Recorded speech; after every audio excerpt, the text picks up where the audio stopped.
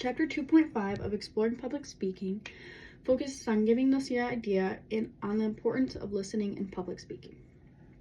The context goes over many types of listening and helps us understand the process of listening. It helps us retain information and stay engaged. Chapter 2.5 goes over comprehensive listening, empathetic listening, appreciative listening, and critical listening. Comprehensive listening is aimed at understanding and remembering information in speeches. Empathetic listening involves in understanding emotions and motivations. Appreciative listening engages when listening to music, literature, or theater. And critical listening evaluates the validity of arguments and persuasiveness of messages. This chapter also talks about the concept of planned redundancy. Planned redundancy is introduced as a way for speakers to make it easier for the audience to retain the information given. It is important that the person giving the speech and the audience both play their role of having effective communication towards one another. Chapter 4.5, Listening Critically, talks about critical listening. And critical listening means using careful, systematic thinking and reasoning to see whether a message makes sense in a light factual evidence. It also gives us 6 ways to improve our critical listening.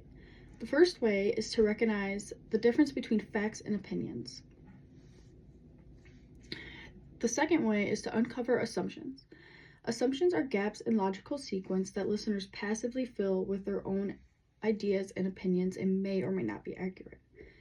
If you hear information that is not supported by evidence, you should take it that it is an assumption. 4.5 gives us a chart that says facts are verified by clear, unambiguous evidence, and most facts can be tested. It also says that assumptions are not supported by evidence, and assumptions about the future cannot be tested in the present. When listening to a speech, you are there to learn at least one new thing. And in order to learn that one new thing, you need to be open-minded.